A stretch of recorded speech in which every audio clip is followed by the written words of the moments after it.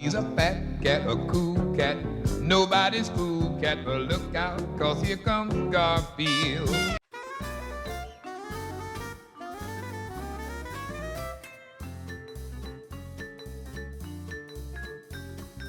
Even if you're not someone who's into newspaper comics, the chance that you've never heard of Garfield is astronomically small. The lazy orange cat has been a staple of American pop culture since the first ever strip debuted on June 19, 1978.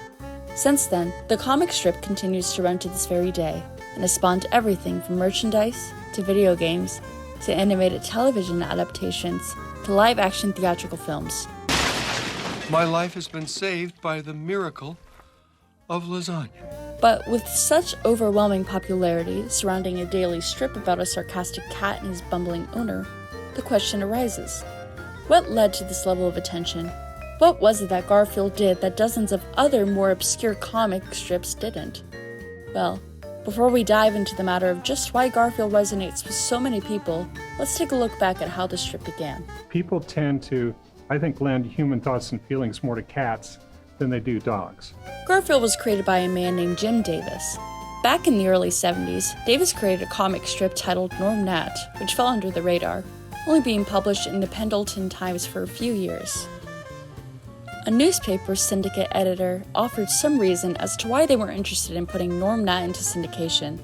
While the art and writing were good, he felt that nobody could identify with bugs. This got Jim thinking about what kind of animals he could base a new comic strip around. I noticed dogs were doing really well in the comics. Snoopy, Marmaduke, Fred Bassett. After seeing how many dog-centric comics existed, he decided to make one featuring a cat. This decision also had some real-life influence, as he grew up on a farm where 25 cats lived. Prior to Garfield itself, he published a prototype of sorts, simply titled Jon. Eventually the name was changed as the strip shifted in focus to Jon's cat. With some help from Charles Schulz, said cat's design was fine-tuned into what it's recognized as today. Unlike human beings, as Garfield got older, he got skinnier and cuter. So now that we're all up to speed on how Garfield came to be, what makes this franchise in particular stand out? There are quite a few factors in Garfield's success, actually. For one, the audience. Comic strips in general have a tendency to be aimed more at adults than kids, with situations and humor that older people will be able to relate to. As someone who was into newspaper comics as a kid, I can tell you that quite a lot of jokes and dialogue went over my head. What makes Garfield work is that, while it does contain the type of older audience humor frequently seen in comics, it's also got a lot of jokes and situations that kids can easily pick up on.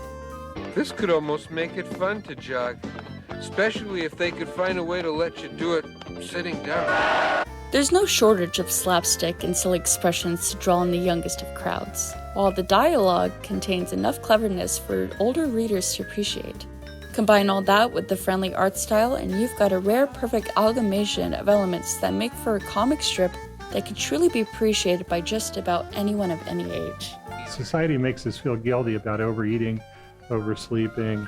Garfield not only defends his right to do that, but he's cool with that. It resonates, with the reader. On top of humor, that's actually quite a bit of personality to the characters of Garfield. The titular cat may seem a bit one note on the surface, more on that later, but his characterization is very distinct. He hates Mondays, loves lasagna, gets annoyed by fellow pet Odie, is very lazy and sarcastic. This is a lot better than Joe's frozen microwave lasagna.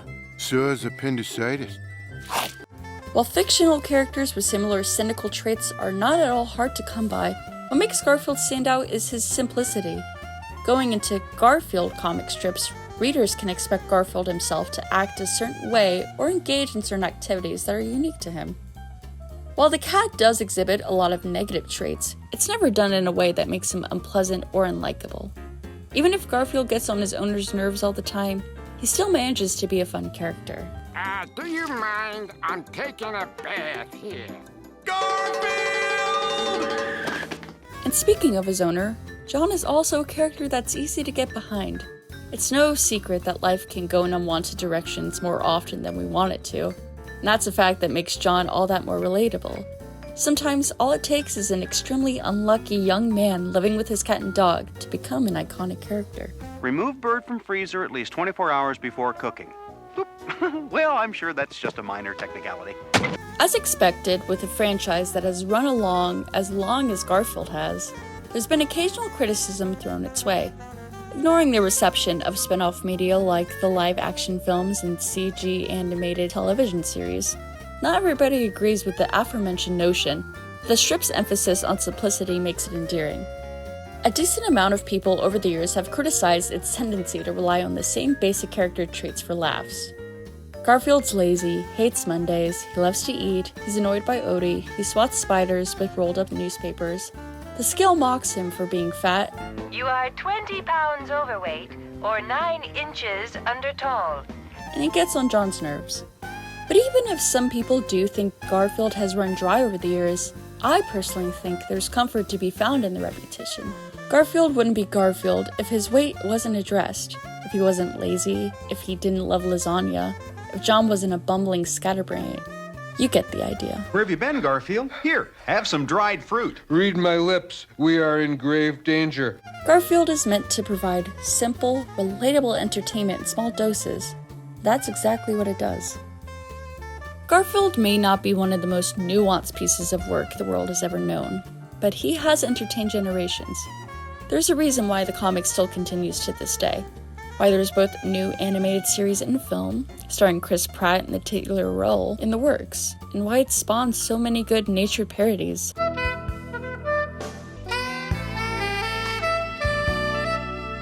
Garfield is something that's easily digestible for kids, yet it also has enough substance that adults can look back on him fondly. The writing, the character designs, and the general sense of personality the strip has really makes it stand out. I remember going to a doctor's office for a short period of time when I was young, and there were Garfield comic strip compilation books in the waiting room. That was one of my first experiences with Garfield back then, and at the time, they captivated me. I can only imagine how many kids throughout the years have had similar experiences with the Orange Cat. It doesn't always take an artful masterpiece to make a pop culture icon. Sometimes all you need is a concept that can entertain both kids and adults alike. Garfield isn't going anywhere anytime soon, and I couldn't be happier to know that. I'm still trying to write that one gag that makes the whole world laugh. Still trying to get it right.